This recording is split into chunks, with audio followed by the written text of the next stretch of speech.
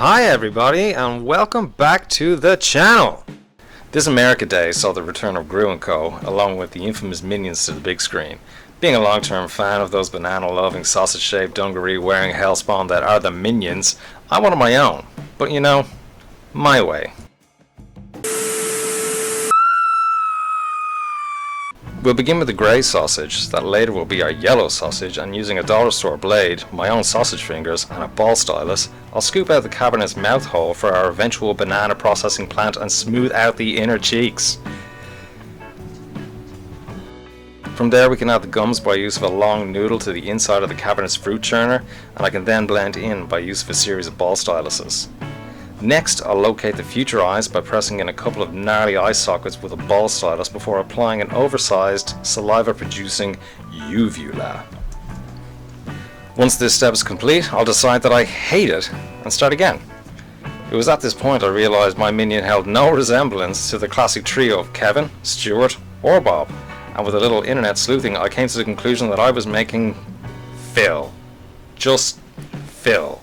Now to make Phil's goggles, I'll roll out a small noodle of clay, cut it to the appropriate size before bending into a cylinder. I'll do this twice, bake the goggles, and give them a nice ASMR sanding.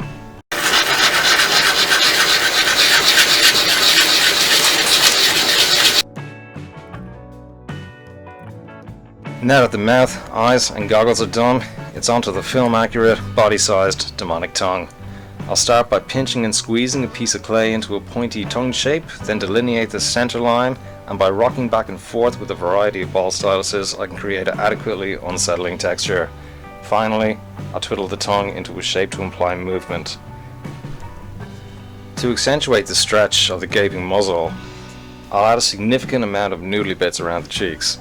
I'll blend these into the body using an initial ball stylus followed up with a silicone shaper to smooth out the ridges. And I'll do this to both sides of the mouth and the lower part of the jaw. Given that the minion is otherworldly, I wanted the mouth to have something else going for it in addition to simply human anatomy. Naturally, I looked to the animal kingdom and happened upon this picture of a snaky snake wanting a little kissy kiss. I took some artistic inspiration from the top bits,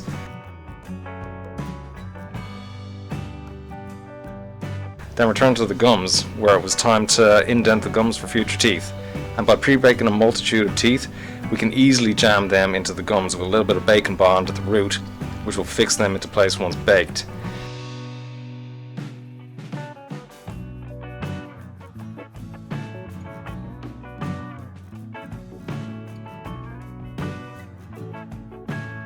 If you have big clumsy fingers like me, feel free to call upon your trusty tweezers for assistance.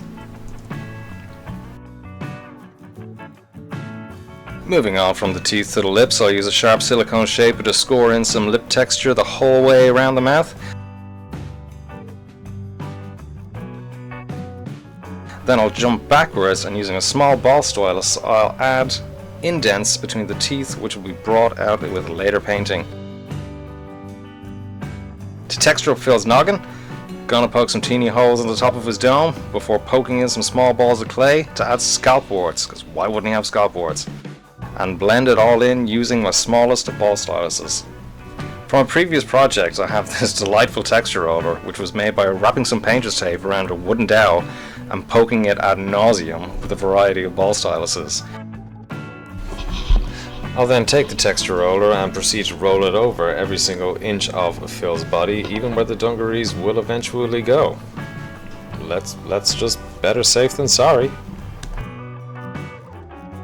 Okay.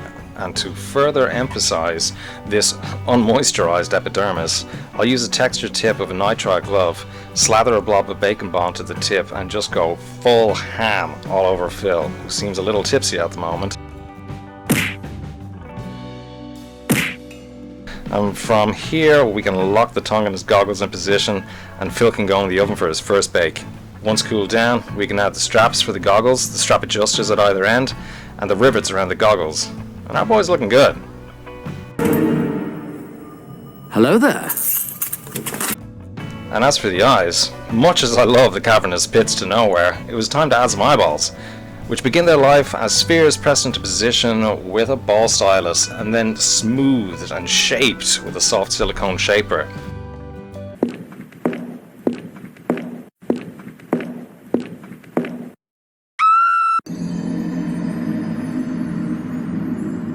Onto the arms. For Phil's arms, gonna drill some holes through his torso and insert a piece of double wound wire which I can bend and trim into the appropriate size before bulking out with clay.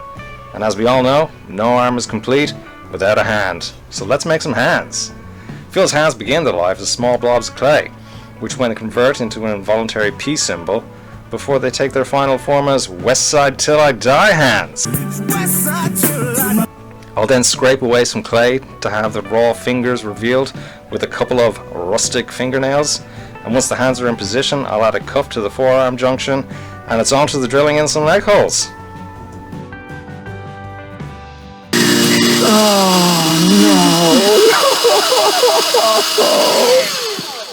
The legs will be added much the same as the arms. A couple of leg wires are inserted into a pre-drilled leg holes before adding Phil's little black loafers.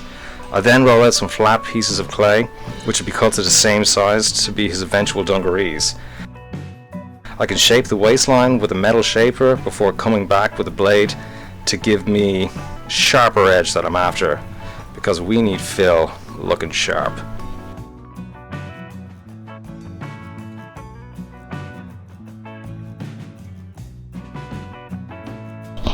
I'll use the same clay thickness to trim down 2 small sheets for the chest and the back, blend them into the pants, and add little straps to hide what little dignity Phil has left. And in a true indictment on the medical profession, I'll give Phil a tracheotomy, not for breathing, but for balance. I'll use the knurling of the clay tool to add some jean texture, and it's onto the final bake before painting our yellow torpedo with the winning smile.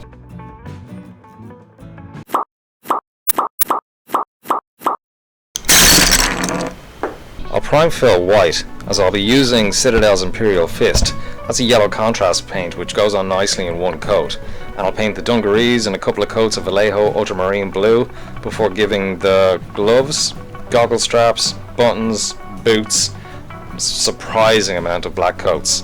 I used Molotov spray-on primer, the white one, which seemed to just suck up the Vallejo paints like a vengeful sponge spirit, taking me a lot longer to paint the blacks and the blues than it should have.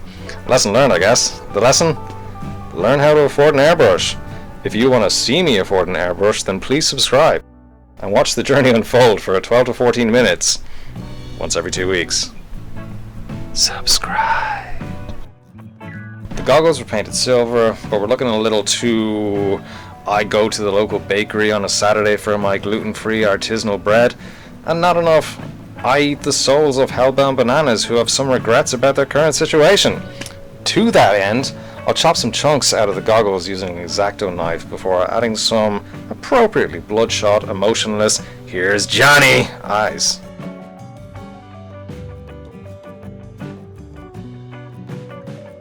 Back to the body, the contrast paint wasn't very visible, which led me to adding an orange wash over the skin. I dabbed away the excess with a sponge and came back over the skin of the dungarees with a light yellow and a light blue dry brush using dollar store makeup brushes. For the mouth, I attempted an AliExpress wet palette for the first time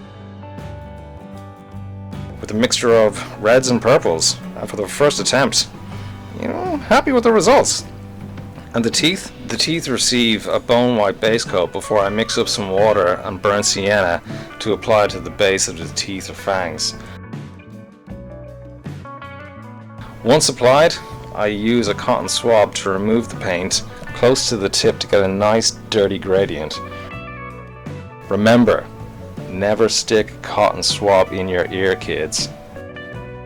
To goop up the mouth, tongue, teeth, I'll destroy a perfectly good paintbrush by applying a thick layer of UV resin and cure it with a UV torch. I glue the hair into position before moving on to the base, which will need to flatten some clay the old-fashioned way. Violence.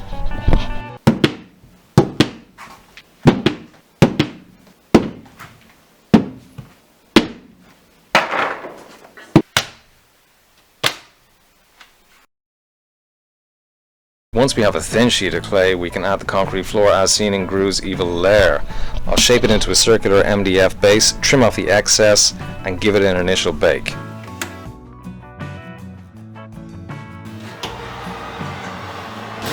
With a lump hammer, I'll smash the concrete floor to give it some interest. Well, this seems overkill, and I'll opt for something a little more size appropriate. Now, when Baby Hammer, copyright pending, has completed his duty, I'll use a dollar store blade to slice, scratch, chip, and crack the edges as I see fit. For some added randomized texture and weathering, I'll call upon my drill and various drill bits before using the aforementioned dollar store blades to roughen up those perfect circles left by the drill head. I'll paint the grey clay, lighter shade of grey, stippling the surface to remove any unwanted brush strokes. Then I'll give a pass of heavy black wash, to which I can dab away the excess using a paper towel.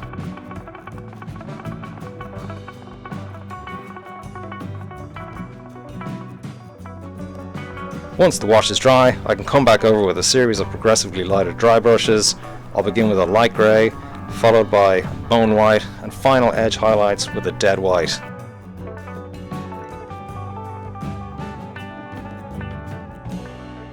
I can then glue Phil into position and also provide him a nutritious and delicious snack that I made off camera.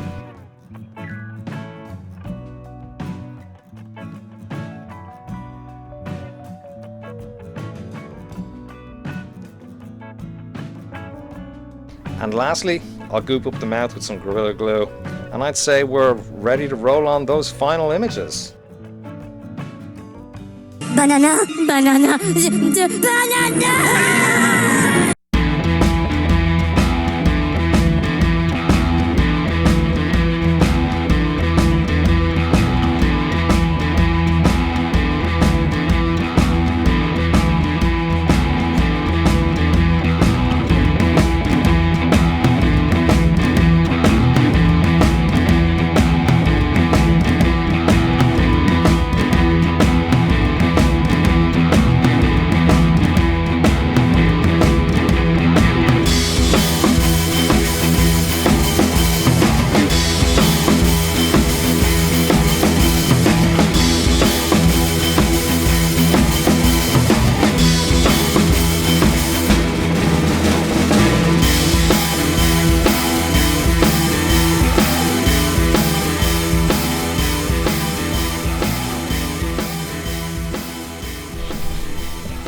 A big thank you to my current 15 subscribers and the 1008 people that watched my last video.